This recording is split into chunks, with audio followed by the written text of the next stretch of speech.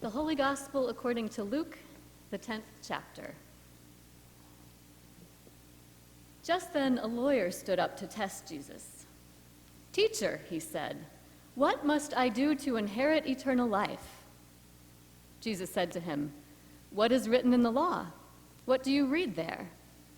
He answered, "You shall love the Lord your God with all your heart and with all your soul and with all your strength and with all your mind, and your neighbor as yourself."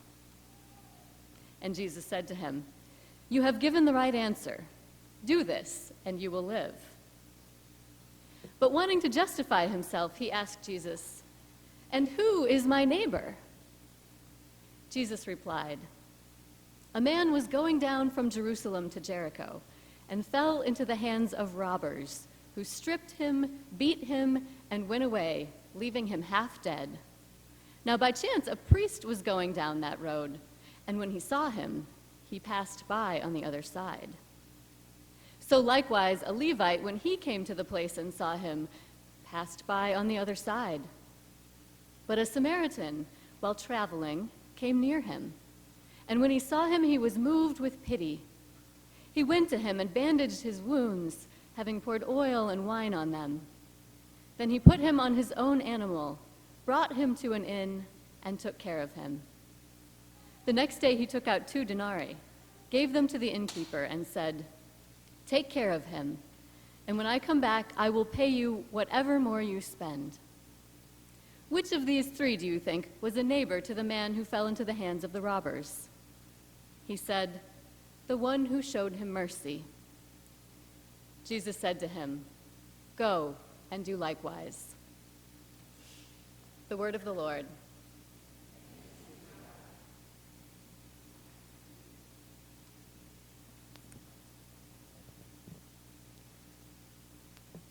For pretty much all of my childhood, I was obsessed with being good. I know this because when I was older, my mom would always talk about how she never had to yell at me or discipline me in any way. When I was little, all she would have to do is look at me and say my name sternly, "Carolyn," and I would come undone. If I were doing something that I shouldn't have been, I would immediately stop and start crying and apologizing profusely. And I wasn't only like this at home. When I got to school, I always wanted to be very clear on the rules and expectations so that I would know what to do to be good and not get in trouble. I still remember the one and only time that my name was written on the board for misbehaving. And I brought this obsession with being good into everything that I encountered, including the Bible.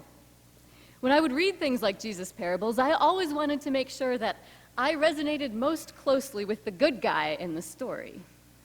I wanted to be the one who forgives, the one who welcomes, the one who shows compassion, the one who is generous, the one who gets it. I wanted to be the one who always does the right thing.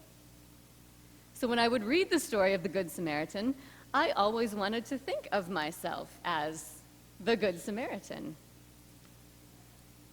Now, at 10 years old, the only people in ditches that I had ever encountered were people whose cars had slid off of icy roads, which was a situation that I couldn't really do very much about. But nonetheless, I was sure that given the right circumstances, I too would go out of my way to help someone in need, that I would risk my own comfort and safety, sacrifice my hard-earned money, spend some of my precious time to take care of someone who needed it. Because I was a good person. I was sure of it. And that's what good people do. But these days, I'm less sure about where I belong in this story, which character most closely matches who I am and how I act in the world. And I'm a little horrified to say that I'm no longer sure I'm the Good Samaritan. You see, the more I come to understand about the world and my role in it, my power and my resources and my privilege, the less confident I am in my capacity to truly be a good person. When I'm in hard conversations about racism, my desire to be good can cause me to get defensive and stop listening to people who are trying to tell me that I've said or done something harmful. But I didn't mean to. I'm a good person, I too often insist. But that's a response that shuts down the conversation, because the person trying to teach me to be better doesn't want to have to spend their time and energy placating my wounded sense of goodness. And when I watch, read, or listen to the news these days, I am sickened by our treatment of immigrants, including children, in these camps. And sure, I write my elected officials, and I go to protests and vigils, and I sound off on social media, and I pray with everything in me. But right now, none of those things feel very effective. The part of me that is still highly attuned to what is right is screaming silently that I need to go down to our southern border with as many people as I can convince to join me, tear down the fences myself if I have to, and not care if I get arrested or shot doing so.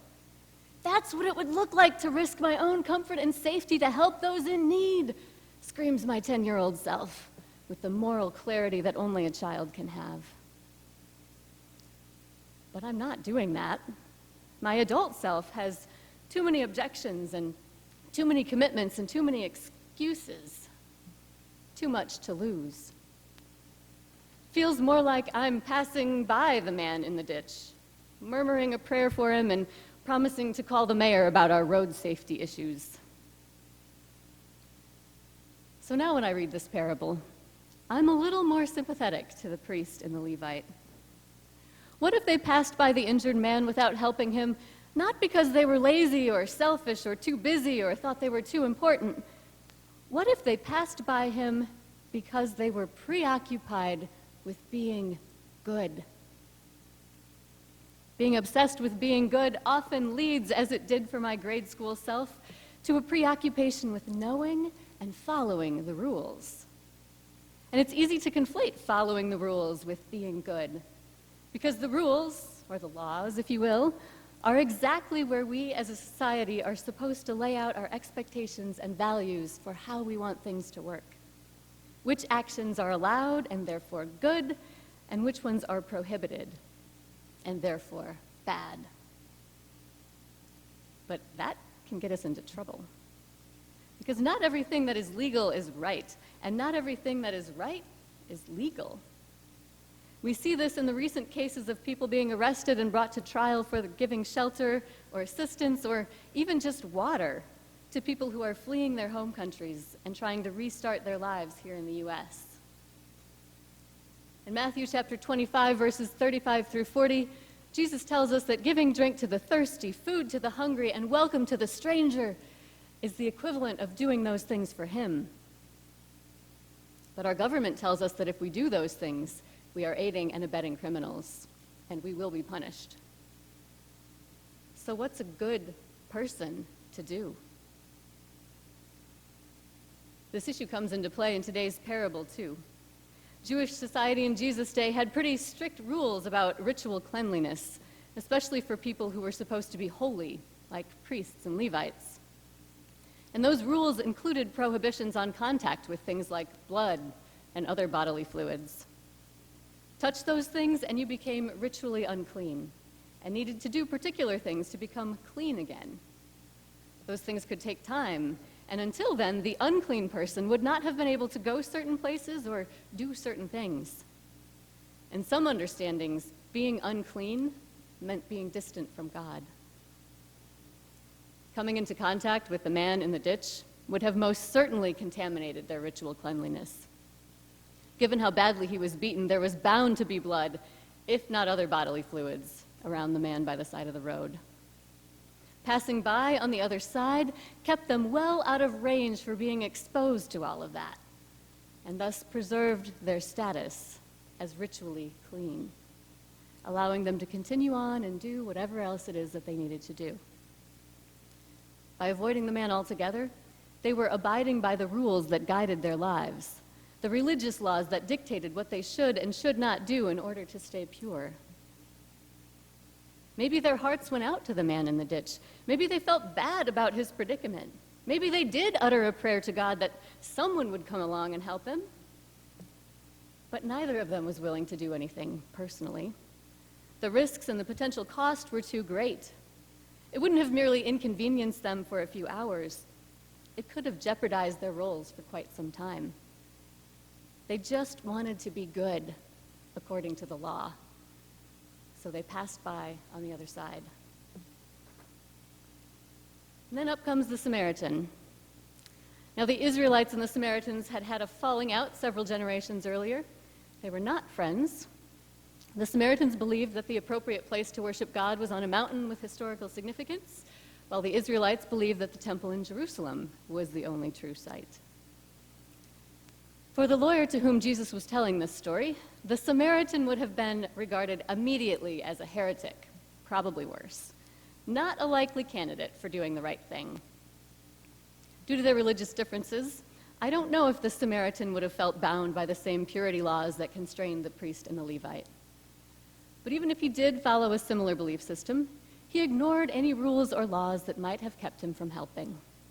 He saw a man in dire need and stepped in to help, even seeing to it that the man's needs would be taken care of while he himself continued on his journey.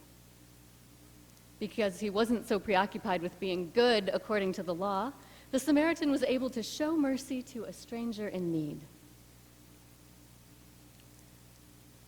As unfortunate as it is for my younger self, being good all the time is not actually a good goal. It's not even a realistic one. The more we understand about our lives and our world and our role in it, the more complicated things become, and the more we realize that rarely, if ever, are we capable of doing something that is morally pure. And the laws, religious or civil, that we want to lean on to make it easier for us to figure out what to do can instead lead us astray. I've had to wrestle with this in therapy because I confess that I brought the remnants of my childhood obsession with being good well into my 30s. It turns out that's not very healthy. But here's what I've learned from my wise therapists. Being obsessed with being good all the time is often an attempt to try to earn love. If you don't inherently think you're worthy of love and belonging, as Brené Brown would say, then you will work your tail off trying to earn it. In order to overcome that, you have to trust that you will still be loved, even if you make mistakes, mess up, and break the rules.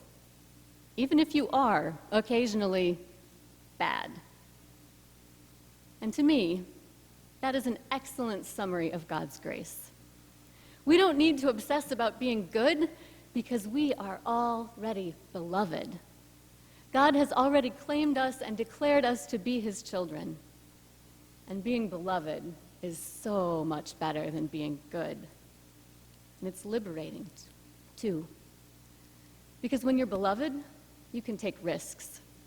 You don't have to worry that you will say the wrong thing or do the wrong thing and that everyone will stop loving you as a result. You don't have to fear that the injured man by the side of the road is going to contaminate you and ruin your holiness and somehow distance you from God. You can follow Jesus, regardless of what the law of the land tells you you should or should not do. As always, Jesus doesn't give a clear answer to the lawyer's question. It's not an easy set of rules that he or we can follow and check off at the end of our lives. What does it look like to be a neighbor in a society where all white people benefit from systemic racism? How do we be neighbors to Central Americans being held in crowded cages without access to what they need for basic hygiene and health? How do we get through our days knowing that our planet is in crisis, that the severe weather we've been experiencing in recent years is likely only the beginning? These are huge, overwhelming questions, to which I wish Jesus would just come and provide some clear, direct answers. But he doesn't. Instead, he establishes that the Samaritan in the story was the one who showed mercy and tells the lawyer and us to go and do likewise. Go and do likewise. In the language of 12-step programs, do the next right thing. However small and insignificant it might seem, do it anyways. However imperfect, however flawed, however unsure you might be that it's the best or the most effective thing to do it anyways. And start however close to home you need to. Apologize when you lose your temper with your spouse or your child. Listen when a friend tells you you've hurt them without getting defensive. If you can't get toothpaste to a child in a detention camp, buy some pencils for a child at School 57. Keep writing, praying, protesting, donating. But don't do it out of anxiety, trying to prove to yourself or to God that you are good, or thinking that you need to single-handedly fix the world. Do it with confidence, knowing that you are beloved by God, and so are your neighbors in need. And that God has a habit of taking small things that don't seem like they could ever possibly be enough and leaving us with baskets that are overflowing. So, dear friends in Christ, I encourage you to look around and find ways, big or small, to show mercy and compassion to the world, assured that you are better than good. You are beloved. Amen.